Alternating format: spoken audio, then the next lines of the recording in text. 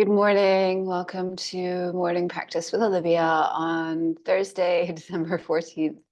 Um, Thank you for joining me today. Uh, the street cleaning truck is just passing as I write this. They're right in front of us. Well, hopefully it's not affecting the sound too badly, and everything is on and go. As always, we're very grateful to be in this donated space from Angela and Avadanos, but it does mean that we're also right on a commercial strip, and sometimes there are deliveries, sometimes there's external noise that I have no control over, but we just go with the flow here because it's easy. And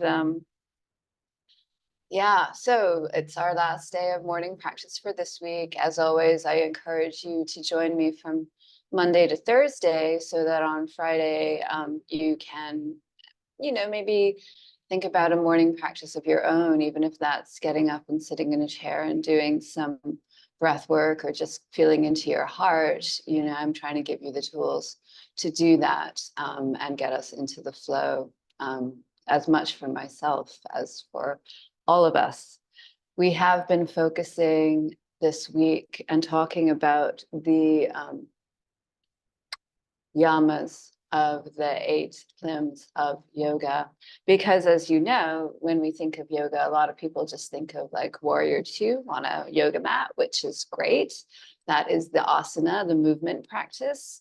There's also the components that we focus on here, like pranayama, breath work, and dharana, meditation.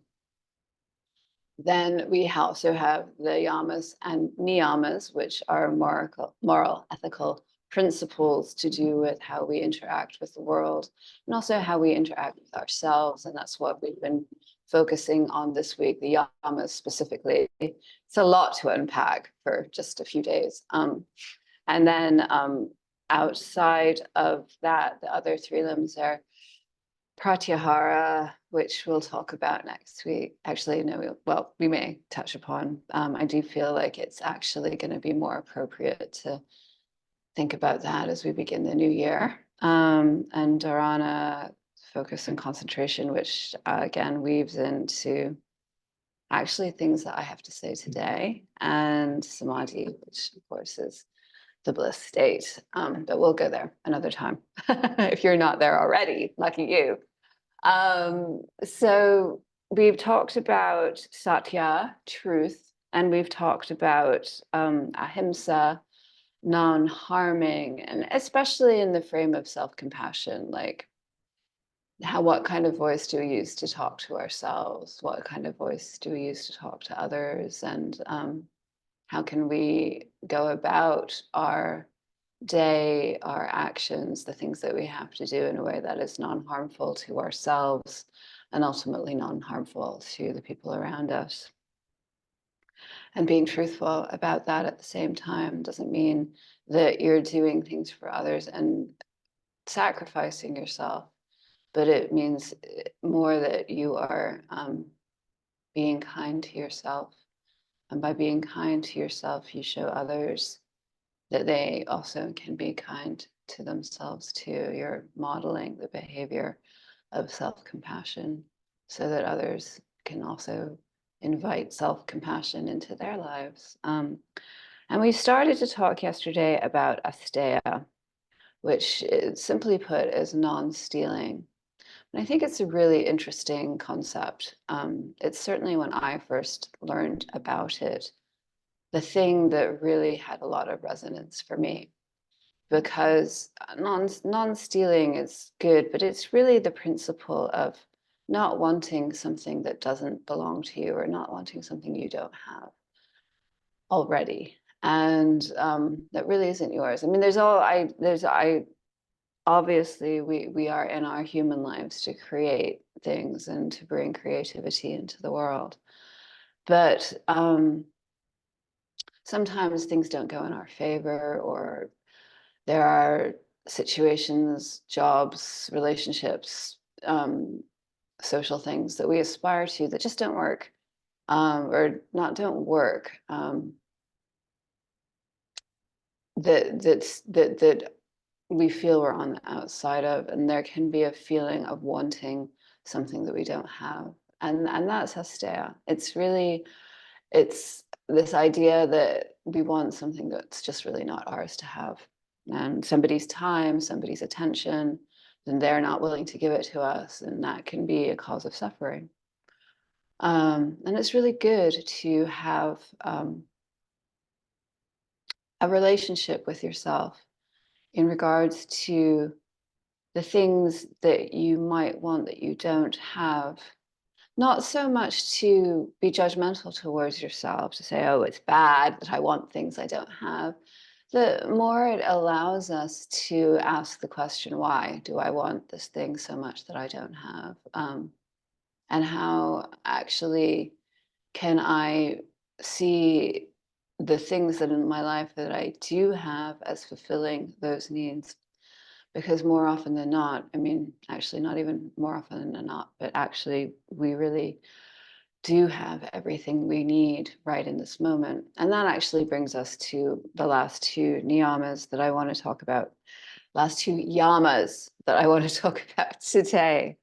And the first of the next two is brahmacharya, which I'm going to just talk here about as a concept of moderation. When we have impulses, oftentimes we have this, when we have an impulse, we want to gratify it immediately sometimes or very quickly. And I think what brahmacharya gives us the opportunity to examine is to not gratify an impulse as soon as we have it, because otherwise we lead our lives and we're just constantly gratifying impulses, and you're being ruled by your impulses and not by your internal higher self. And so when you have an impulse, to sit with it and examine it.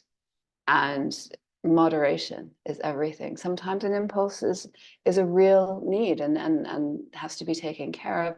Other times it's just an impulse that really is fleeting, and things around, well, I'm sure you can think of some impulses you have. I certainly can think of impulses I have that I want to gratify immediately, and then it becomes all about the impulse and not about my internal state. So I think that's a really great yama to consider as one of the five that we're talking about. And then the final yama is aparigraha, aparigraha.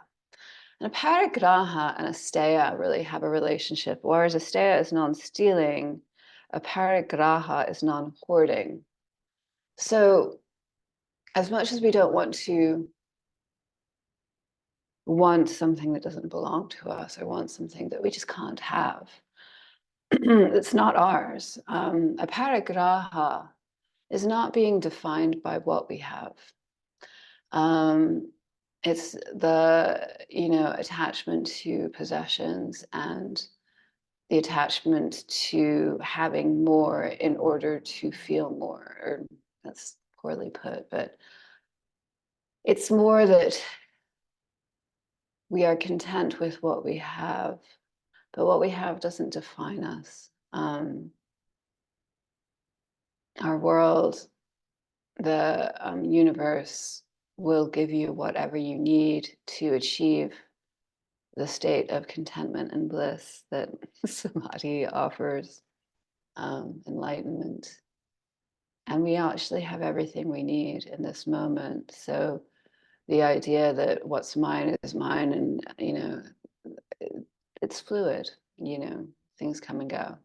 Or I want something I can't have, or I have an impulse to do this, or what kind of voice am I using to talk to myself with? Am I being honest about all of this? The yamas. So it's a quick unpack this week for the yamas in the 8 limbs of yoga. But I think they're useful principles. And if anyone is interested in a worksheet where I kind of just simply go over the 8 limbs of yoga and break these things down in a very simple way, just direct message me and I'll email that to you. So yeah, it's 7 minutes into our practice, 9 minutes into our practice, I should say. And I just really want to invite us to connect to our heart. So we're going to meditate. So you're going to take a comfortable seat as we reflect on the yamas. This is a block. You may want to sit on a block. You may want to sit on a blanket, or if those aren't available to you, a cushion, sturdy cushion, a bolster, rolled up. Don't try and roll a bolster up. It's not going to work. A rolled up blanket, bolster, a sturdy cushion, or just sit in the chair comfortably with your back straight. And we'll just close our eyes and let's just take a deep breath in together and sigh it out. Ah. And then deep breath in and sigh it out. Ah. And if there's any little movement you'd like to do, just find that right now as we come to stillness, just any little slight movements. When you've wrung that out, you're going to find a nice straight spine, eyes are closed, breathing is normal, and we'll just breathe into our meditation. So we think about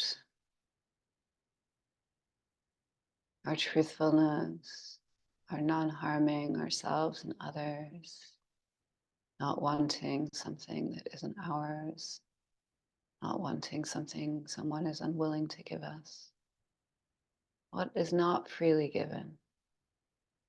We have everything we need, so we don't have to be ruled by our impulses, and we don't have to be defined by what we hold on to.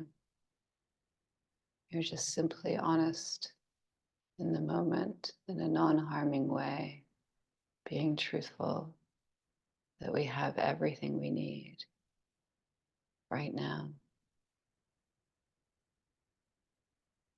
And as you consider the fact that you have everything that you need right now, let's turn our attention towards our incredible hearts.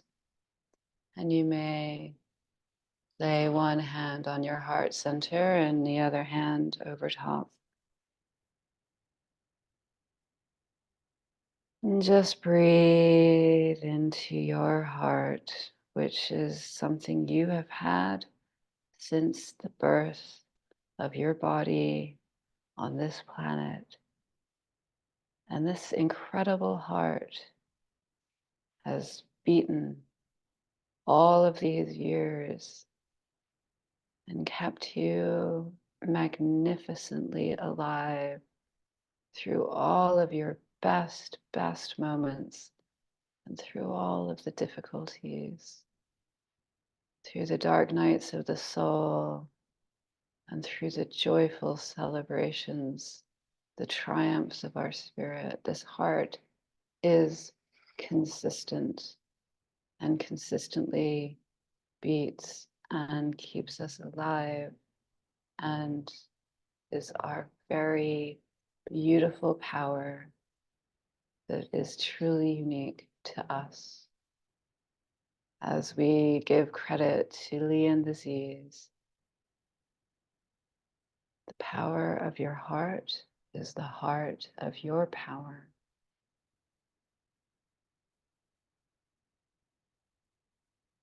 Thank you, heart. And you may feel the energetic field between your hands and your heart, the magnetic field of circulation of energy between the two. And just breathe deeply into your heart. Such gratitude for this incredible organ, this incredible spiritual sentience that lives inside of us. The heart knows. the heart knows. And you can imagine that incredible light inside your heart growing, growing. And you're filling the whole room with the light of your heart. And if there's a situation in the world, a place, a person, a conflict that you would like to send the benefit of your heart energy and your heart light as part of your practice this morning, you can call it to mind, call that person to mind. If that's yourself, that's so beautiful. And offer your heart light. As your heart light grows and grows, and your heart light meets heart lights of other humans, and when they do, there's a sort of ripple of light, magnification, expansion, till all of the heart lights of all of the humans on this planet, we connect and we cover the whole planet in a field of magnetic heart energy. Our powerful hearts, loving, protecting, honoring each other. As you feel into that connection with all other hearts on the planet, we'll go into silence for a few minutes, just letting your breath be normal, feeling into your heart, feeling into the warmth.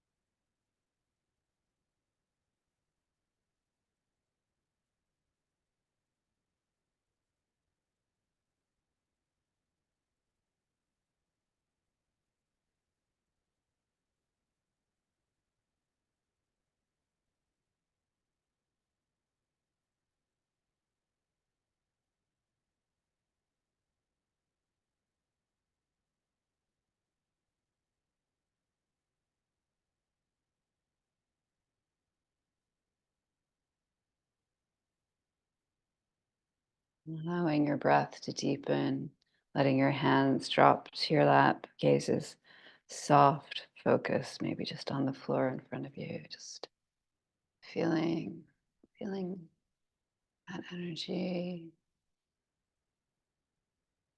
And well, I'm going to do a little bit of Kapalabhati breathing today.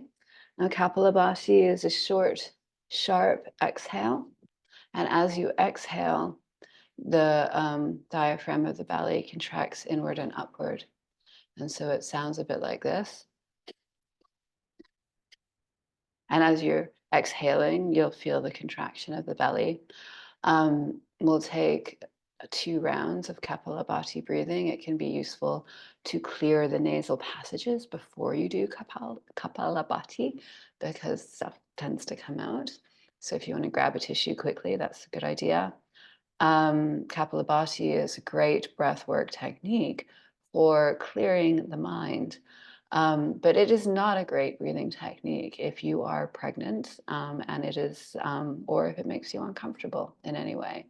So if you do not want to do Kapalabhati breathing, please just breathe normally, maybe focus on an equal inhale and exhale as we take 2 rounds of Kapalabhati breathing. So we'll do 1 inhale, exhale to clear, and then we'll take a half inhale to begin the Kapalabhati. The one other thing I should say is don't worry about the inhaling on the Kapalabhati. It will happen naturally. So just keep focusing on that exhale and the contraction, and your body will inhale automatically, naturally.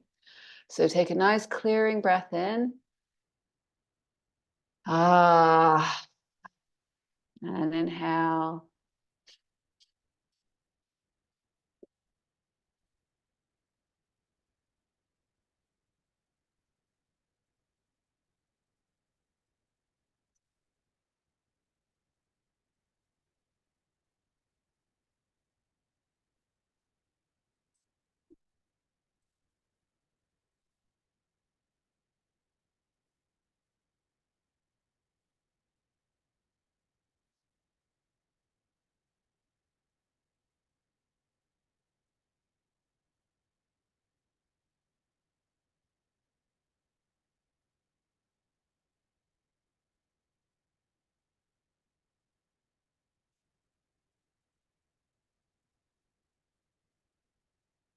And let that go.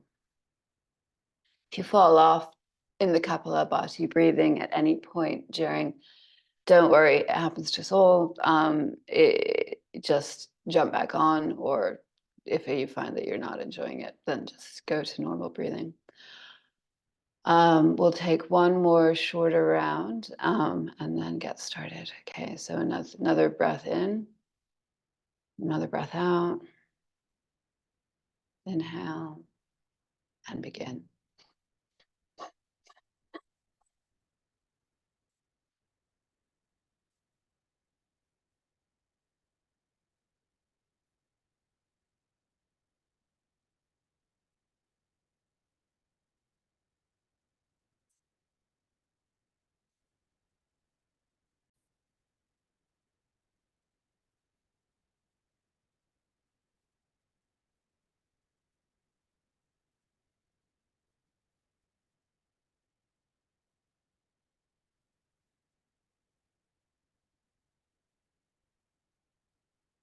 Slow it down and let that go. So we're going to meet on our mat and get going this morning. I encourage you to have 2 blocks if you feel you need them. If your hamstrings are tight, blankets can be good for underneath the knees. I'll begin with my sweater on just because it is chilly in here. I'm just rubbing my feet because they're cold. And then we'll get started. We are going to meet on the mat in a comfortable cross-legged position. Take whatever movement you need to, take a sip of water, and I will see you there very soon.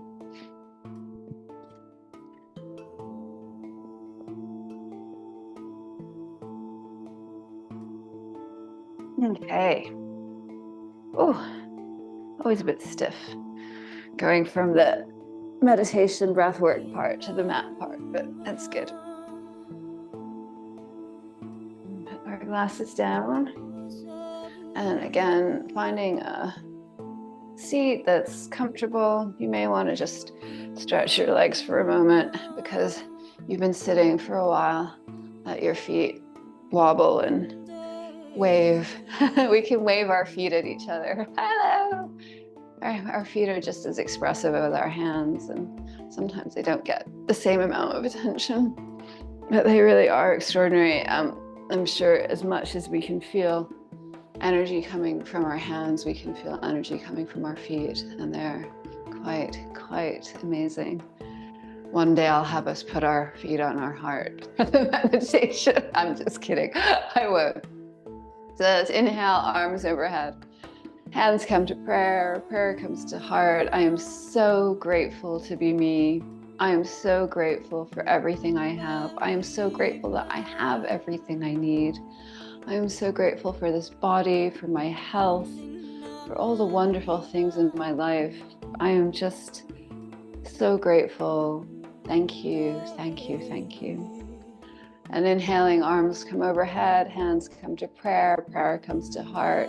I'm so grateful and I have so much love for all the beautiful, wonderful people in my life, my teachers, my friends, my guides, the people who are in my community, the family, the people I see on a daily basis, work colleagues, just, you know, and all the people I don't know whose work and ingenuity somehow affects my life. I have no idea how my computer works. but it does. And it's allowing me to share this with you. So thank you, thank you, thank you for all the things and all the people who I don't know, the farmers, just everybody whose devotion and dedication makes my life possible. And then we'll inhale, arms overhead, hands come to prayer, prayer comes to heart. Thank you to this amazing, beautiful planet, the birds that fly in the sky, the way the light looks when it rises in dawn, and the way it looks in the evening at sunset, just the beauty of this planet, the seasonal cycles, the extraordinary nature that we get to live in, to swim in these incredible oceans and rivers, and it's truly a gift. Thank you, thank you, thank you. And then we'll inhale, arms overhead. Let's just take a bend to our left, placing our left hand down and pushing that right hip into the mat, into the block. Whatever you're sitting on, give it a nice push and feel that right side body all the way to the tip of your right fingers. And then lift up, arms overhead, right hand comes down, left arm comes up and over. Again, just really pressing into your left hip, feeling the stretch along the left side body, and feeling the left fingertips reaching overhead. You can even beam your heart upwards a bit. And we'll come back to center and go to the other side again briefly. And then back to center and the other side briefly. Oh, that's good.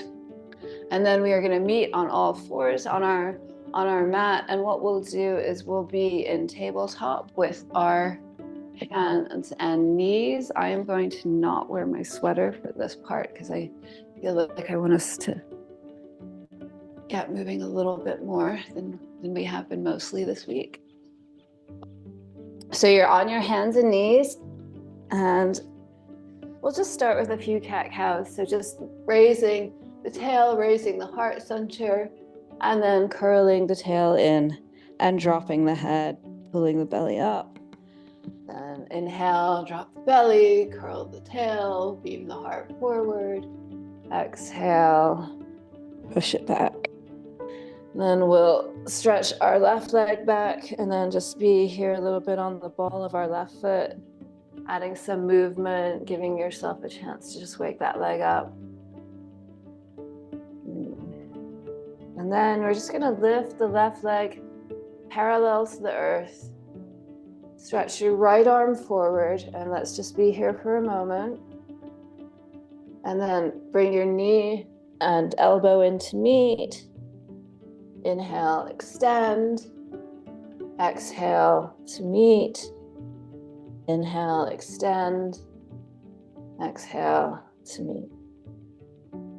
And then if you would like to, you can either stay here, just focusing on the core work of having your leg extended and your right arm extended, or you can take the right hand to your left foot and grab on, just holding here. And then let that go.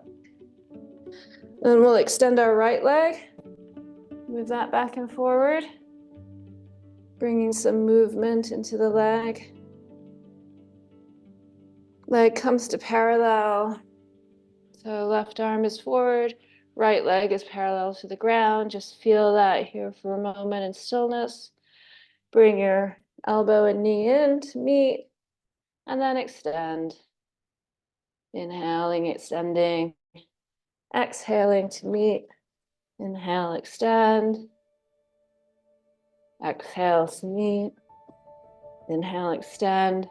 And you can stay here or grab your right foot with your left hand and just feel that bow shape. Trying to keep your hip points in a parallel place here. And you can let that go. Let's take a cow and a cat.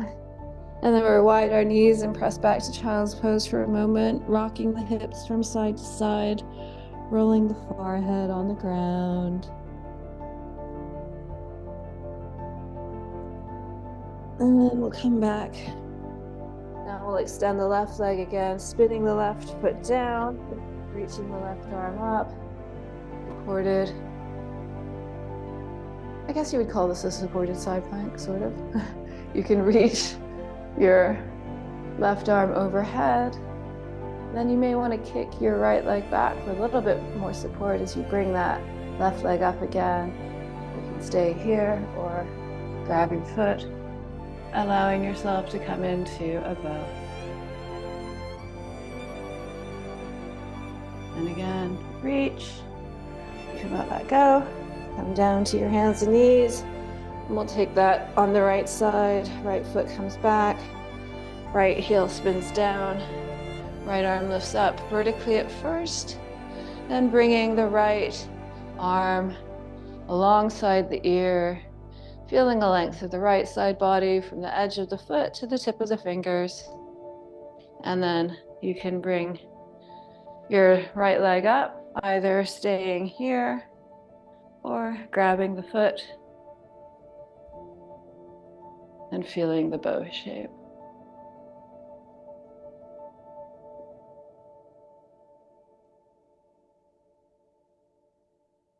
And then let that go and come back.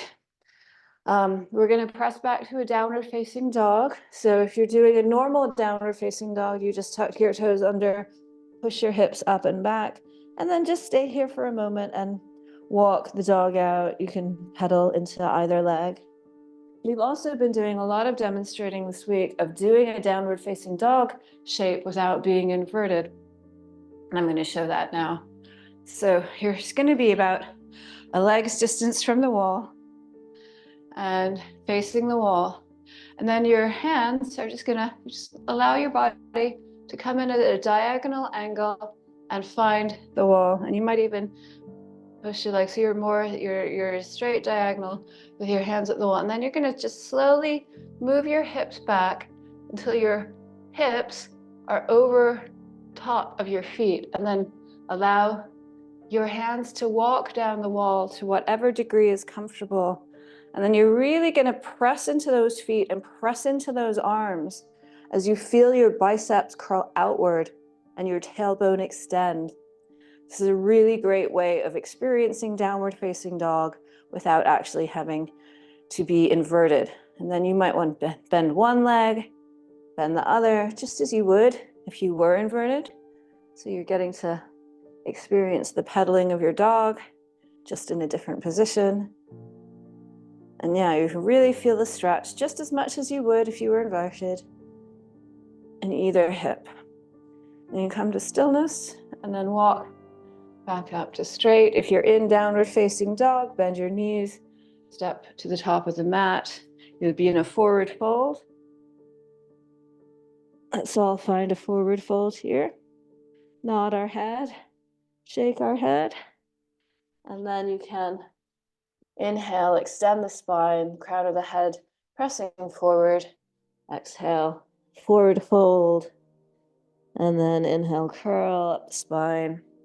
Arms come overhead to hands to prayer. Prayer comes to heart, and just call to mind again your heart intention, your heart offering that you made this morning, and connect to that briefly.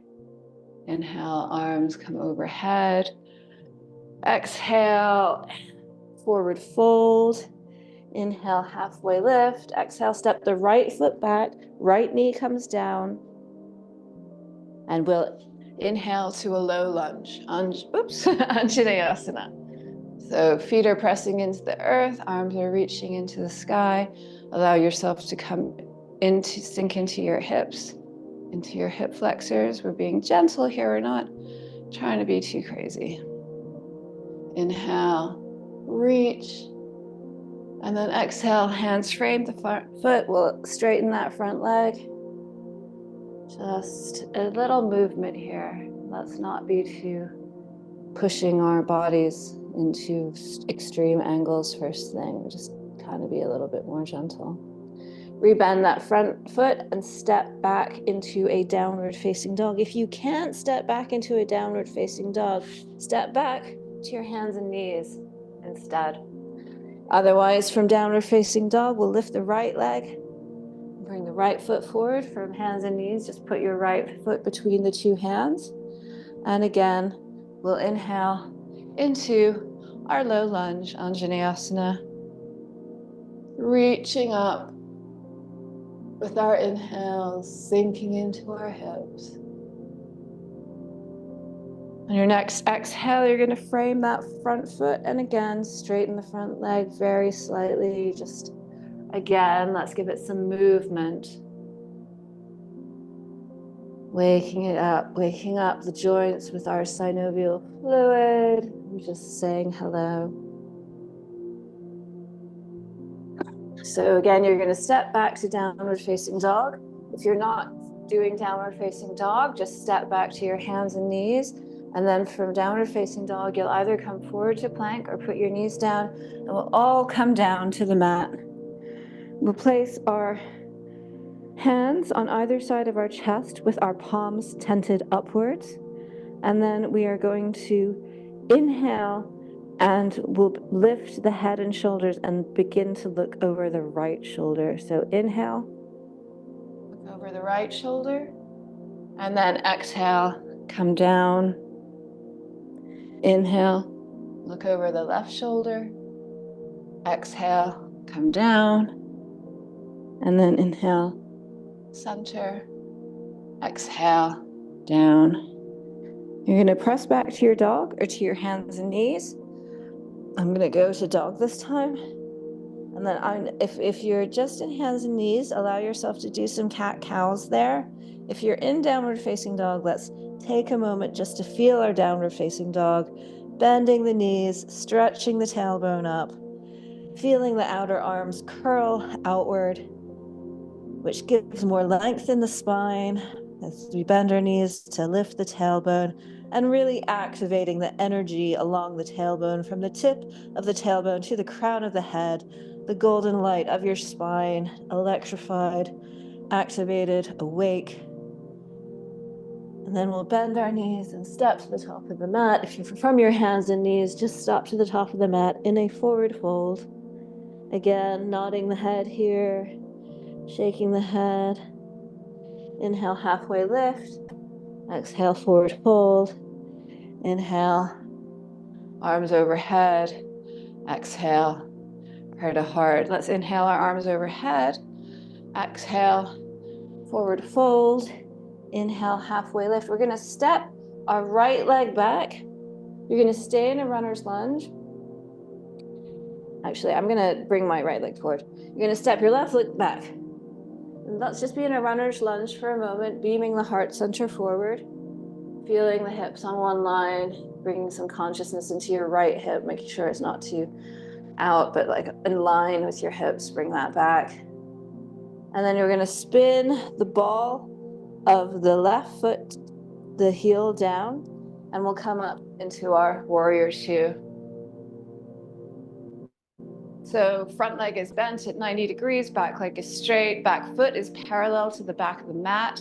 Imagine my hands are on your ribs, turning your torso to the long side of the mat. As you bend into that front knee, your arms are going to extend in a very active T, and then your gaze is going to go over your right hand.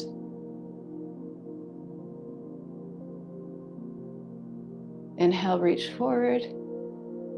Let's do a little reverse warrior. I can't believe I couldn't remember what it was called for a moment. And then we're going to let that hand drop, using your left hand to hold the right elbow, not so much to crank it back, but just gently encouraging more length on the right side body. And then come back to your warrior two, reaching forward and either putting your hand on your elbow on your knee right here, or using a block to put your hand on the inside or outside of your foot, or coming to the floor for side angle pose.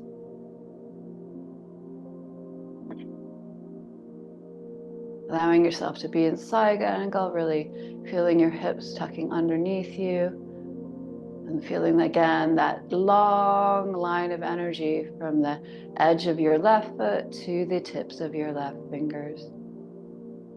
We'll bring that arm down, bending into the front knee, spin up on the ball of your back foot, and just straighten that front leg to a modified pyramid. And then bending into the front knee, we'll bring that back foot in to meet the front. Inhale, extend the spine. Exhale, fold. Inhale, extend the spine. Exhale, press the right leg back. And let's just be in our runner's lunge for a moment. Feeling the straightness of the back leg, beaming the heart center forward. And then we'll spin down the back heel and come up into our warrior two. Again, your front knee is bent, the left leg.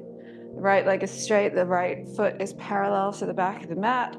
Imagine my hands on either side of your ribs, turning your ribs towards the right long side of your mat. And then your arms extend actively in a T shape, and you gaze over your right hand. Warrior two. Inhale, reach forward. Exhale, reverse warrior. And again, dropping that left hand to the neck or back of the head. Right hand can hold that left elbow and just feeling a longer side body stretch on the left side. And we'll let that go. Reaching forward, forward, forward. Elbow to knee and arm overhead, or hand to block or floor into your extended side angle pose. Really feeling along the right side body.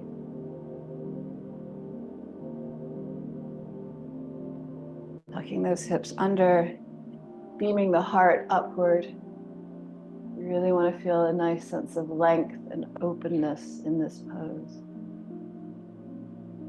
And then again, hand will come down, we'll spin up on the ball of the back foot, and then straighten the front leg, just a modified pyramid for a moment.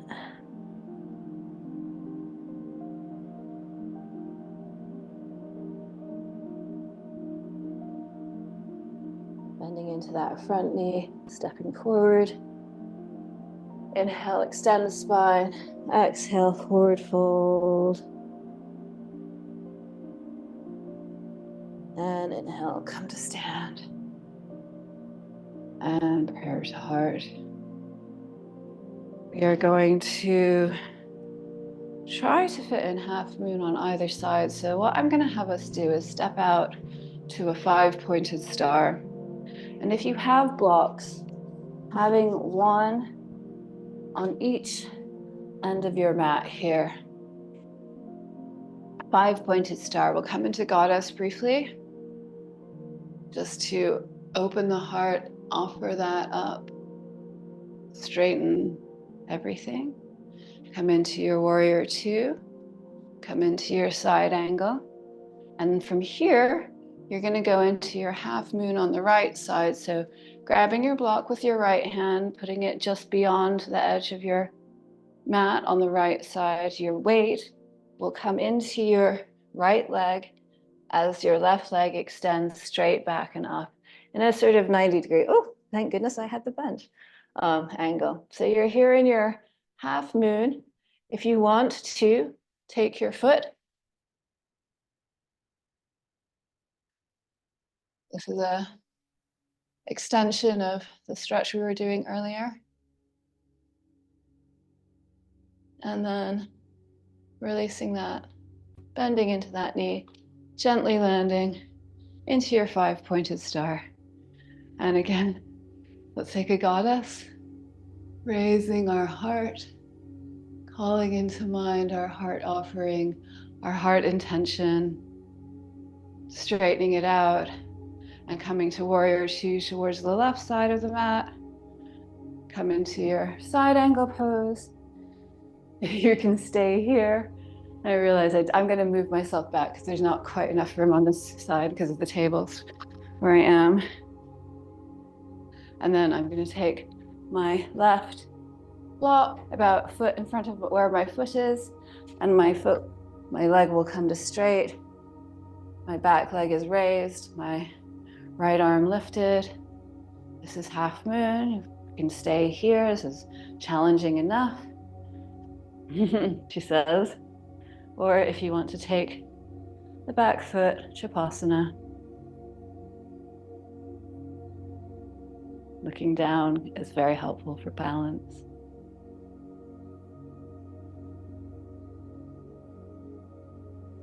And then you can let that go. And coming back up to your 5-pointed star. Let's take a goddess again. And then come to straight, arms spin down. We'll step back to a plank. From plank, we'll come all the way to the ground again. Once again, our arms will tent on either side of our chest as we inhale, looking over the right shoulder, pressing into our fingertips. And then exhale, come down. Inhale, looking over the left shoulder, pressing into the fingertips. Exhale, come down. And let's take that to the center. Inhaling up and exhaling down. Then press into your hands on underneath either side of your shoulders. And come back into a brief child's pose. From child's pose, we're going to sit up onto our heels.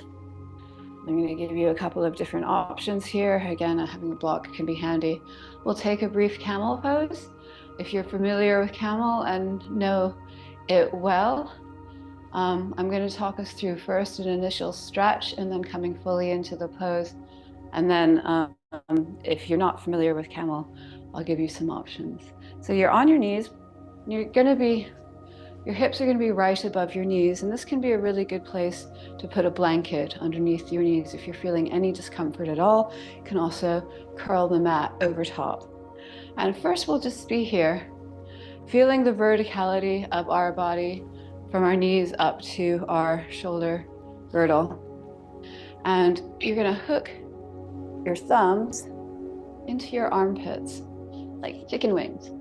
And then you're just going to use the thumbs to push your chest upward as your knees go into the earth. This is why having a blanket under the knees can feel good here, or having the mat folded.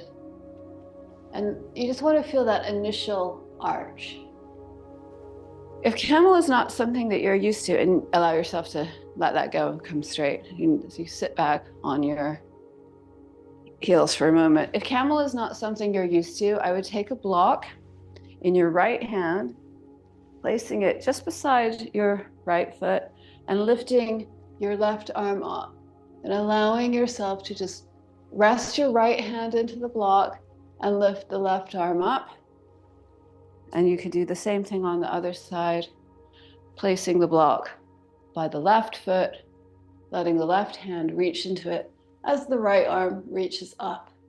And again, you're looking for that vertical stretch along the front side of the body. You're not, and then, yeah, so I would alternate between the right and the left if camel is not something that you're used to.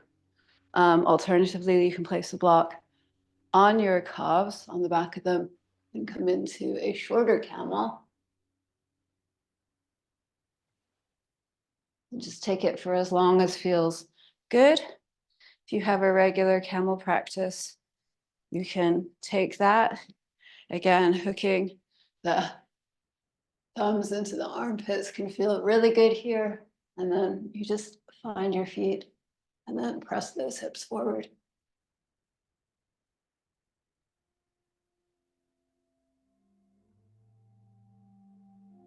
And then come up and sit back. And we will come to our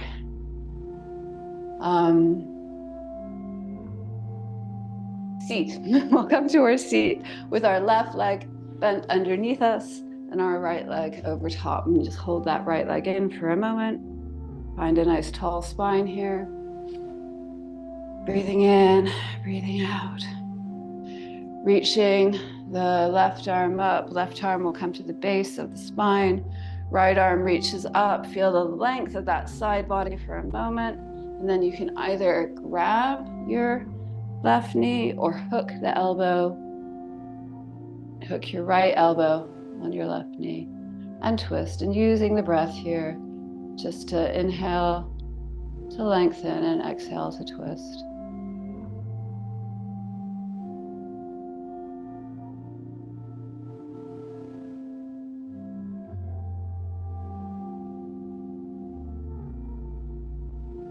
And then look forward.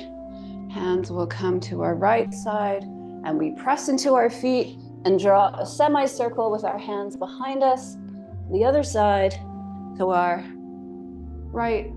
left leg is folded under and our right leg is over top. And again, just hold that. Take a moment to give yourself a cuddle and hold that right leg in. And then we'll inhale the right arm up. It will go to the base of the spine. Inhale the left arm up. You can either hold the knee with the left hand or hook it. And then just allow yourself to use the inhale to lengthen your spine. Exhale to twist. Inhale, lengthen. Exhale, twist.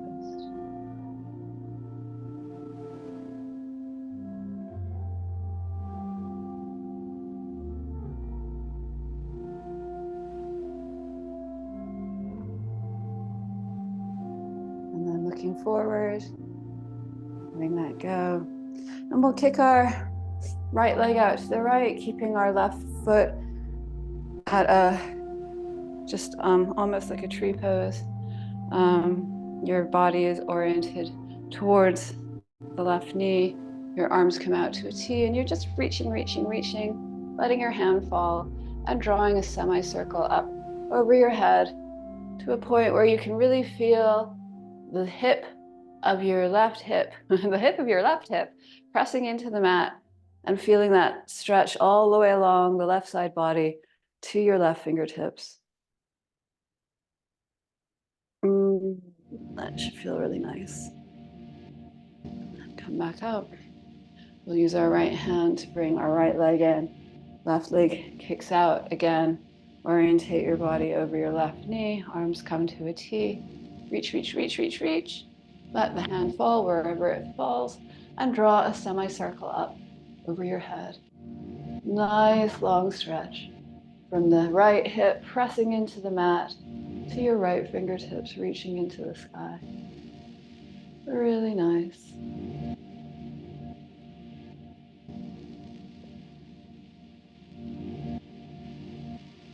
And then you let that go. And then we'll have both legs out in a straddle. You're going to allow yourself to come forward, letting your forehead rest on a block in front of you. And just allow the whole weight of the body to just melt. Spine should be nice and straight here. You should feel a sense of relaxation, of release. And as you deepen into your forward fold, either you just stay here on the block or you come down further to a different height, whatever is comfortable for your body. And just imagine as your third eye kisses the ground, the block, whatever it's contacting with. There's this beautiful drain of pure light water. Beautiful vortex drain, draining through your third eye deep into the earth. And the drain is just draining out any mental agitation, fluctuation, any mental energy that is just inside the mind. It's draining deep, deep, deep into the ground.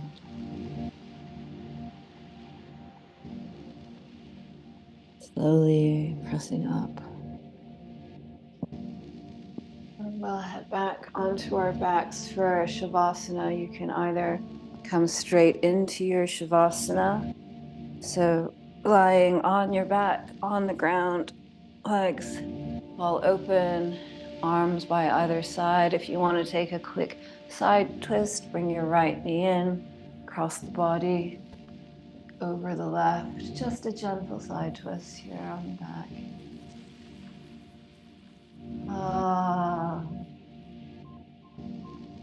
And you want to do the other side, bring the left knee in, straighten the right leg.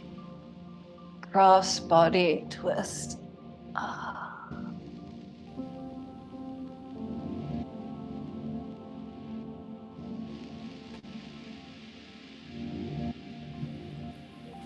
And you can bring that back. Stretch your both legs out. Hands are either side, palms face up. And just slowly allow each part of your body to melt and release into the mat, letting go of any doing, letting go of anything.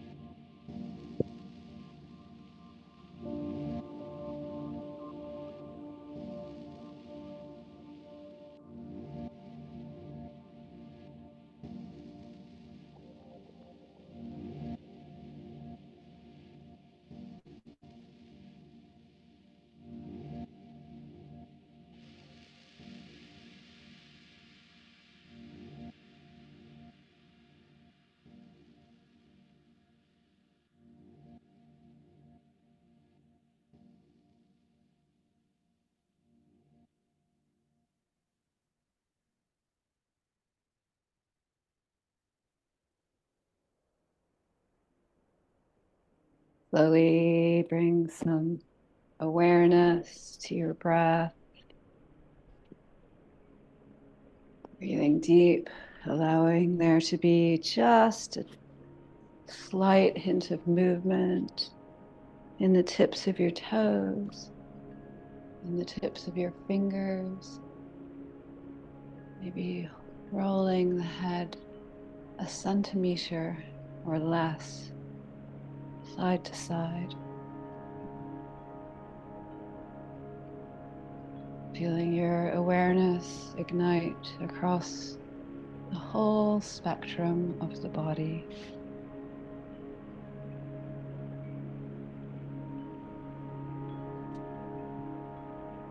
You're going to curl to one side in fetal position,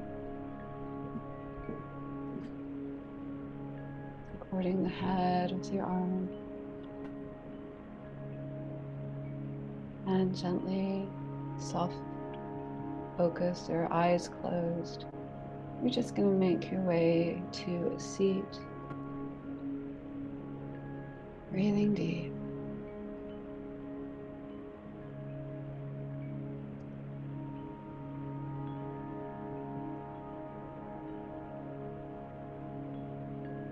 You need to take a longer Shavasana or resting pose or do anything that we did today. I really invite you, once this practice session is over, to go back to your mat and rest for a little bit longer if you need to, allowing yourself to drift, allowing yourself to take a resting posture, which is such a great counterbalance for the busyness and extreme energy of the time that we are currently in. Let's take an inhale to Om before we close together. You may want to place your hands on your heart center. You may want to place your hands in prayer. We'll take a nice inhale and sigh out to exhale, and then inhale to Om. So inhaling. And inhale to Om.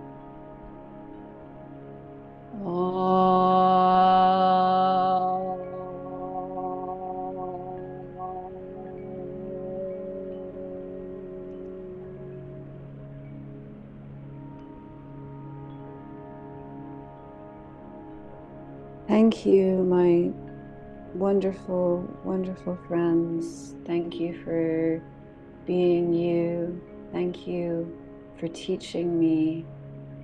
Thank you to each and every one of you for honoring who you are and expressing that in the world. We are all interconnected, and your unique voice, your unique gifts, and your unique talent is essential among that interweaving. And I'm so grateful that we get to practice together and magnify all of our intentions and heart lights together as we practice together. So thank you so much. You just really are amazing. And I invite you to have a wonderful weekend. Friday, Saturday, Sunday. I hope to see you back here on Monday. Yeah, be well. And may all your endeavors and beautiful talents be expressed with such majesty. Thank you.